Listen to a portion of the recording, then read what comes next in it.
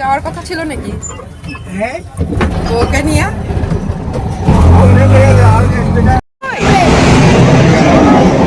আমি তো দেখি না।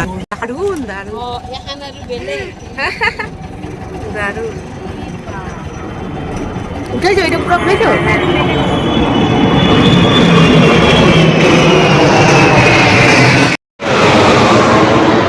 এখানে এয়ার শো হবে আমাদের এখানে আজকে। কতদিন থেকেই তো, এক সপ্তাহ হয়ে গেল।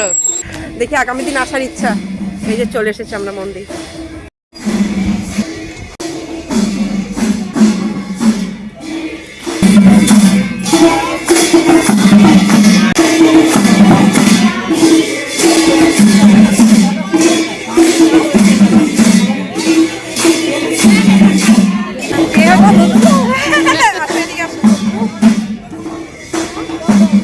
ইনি হচ্ছে আমাদের স্কুলে আমারই ক্লাস ফ্রেন্ড।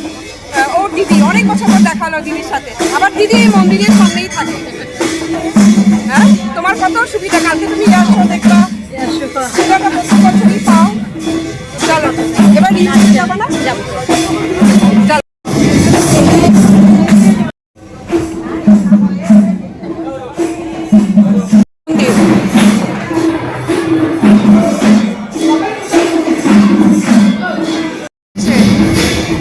এই যে এই সাইড থেকে দেখি, চলো আসো।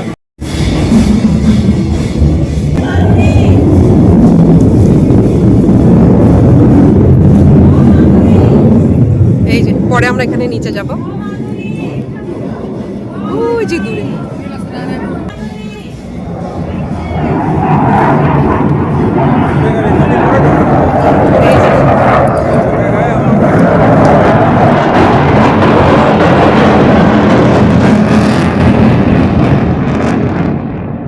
আমরা একটু পরে যাচ্ছি ওখানে। আর ওই যে আসো হচ্ছে ভোগ, এখনো ভোগ আরতি হচ্ছে। এই যে বৌদিমণি, হ্যাঁ মা দুর্গা, এই যে উপরে। ওখানে গেলে, নিচে গেলে পরে সব দেখাবো তোমাদের। পূজাতে আসছি না, আমাদের মাথা নষ্ট হয়েছে। সব দেখাইলো, নাহলে তো আমার দেখা হতো না। আমাদের হ্যাঁ মাথা নষ্ট। এয়ার শো দেখবো না, ওইদিকে যাবো। আবার চলো একটু দেখে আসি নন্দন। আজকে যেহেতু দুই বাড়িতে নিরামিষ, আমরা কিছু খাইনি, তো যদি ভাগ্যে থাকে দেখি পুষ্পাঞ্জলি অর্পণ করব।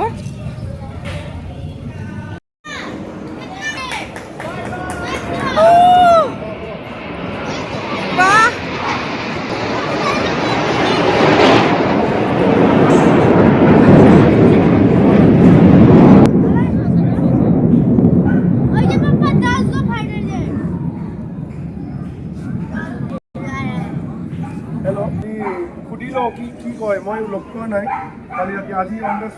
চলে গেল না, আবার আসবে। এই যে এই যে এই যে দেখো না,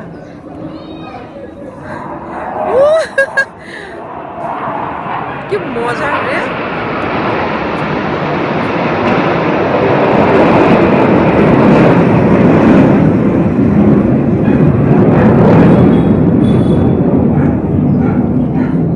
আবার আসবে, আবার আরেকটা রকম দেখো। তো বৌদি একটা উপদেশ দিল, কালকে ব্রেকফাস্ট করে চলে আসতে 8টার সময়। ব্রেকফাস্ট করে না, ব্রেকফাস্ট পোটলা নিয়ে আসতে, ঝোলা নিয়ে আসতে। ছোলা নিয়ে এখানে ব্রেকফাস্ট খাইতে খাইতে দেরি হয়ে এই যাবে। ওদিকে মানে আমাদের কি হয়েছে এখন, আমাদের ধর্ম সংকট। ধর্ম সংকট, আমরা কি করব? আমরা ইয়ার সাথে থাকবো না, এদিকে আমাদের এদিকে আবার ভগবানের এই যে এই যে এই যে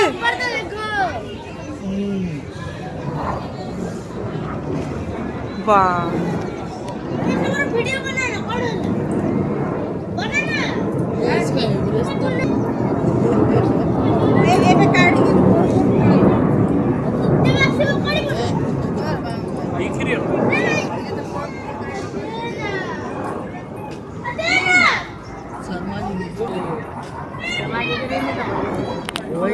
বাহ, বলছেন একটু তেরা হয়েছে না?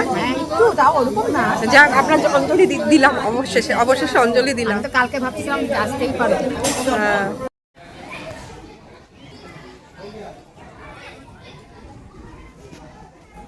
রাধাকৃষ্ণ মন্দির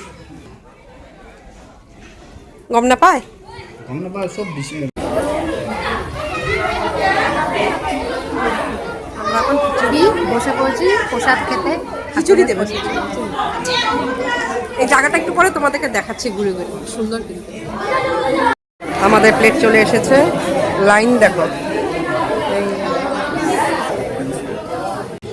এবার তো বলে কমই হয়েছে, আরো বলে বেশিই হয়।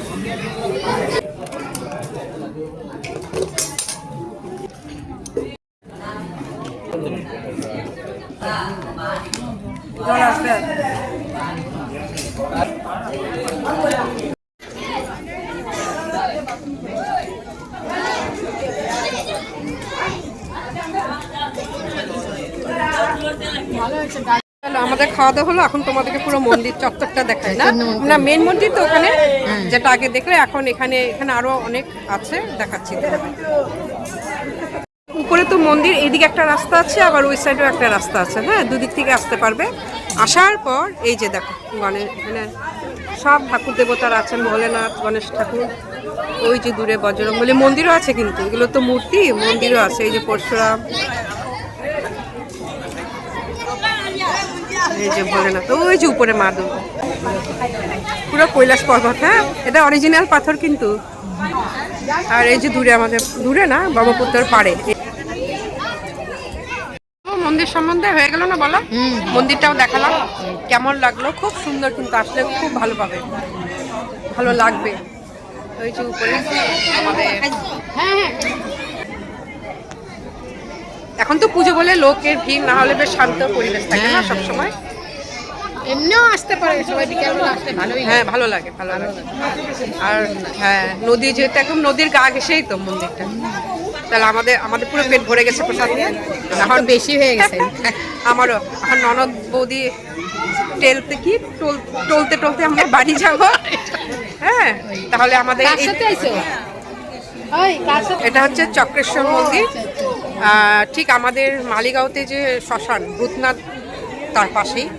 আর কালীপুর, এখানে কালীপুর, হ্যাঁ কালীপুর। সেম যে মেন রোড থেকে যে রাস্তা দিয়ে ঢুকবে, সেই রাস্তাটা আবার যোগাশ্রমের দিকেও যায়। যোগাশ্রমে যাওয়ার রাস্তাটা ক্রস করে একদম ভেতরে চলে আসবে, তাহলে পেয়ে যাবে। মেন কালীপুরে নামে কালীপুর বাস স্ট্যান্ডে, হ্যাঁ, নামে ঢুকে গেলেই হলো।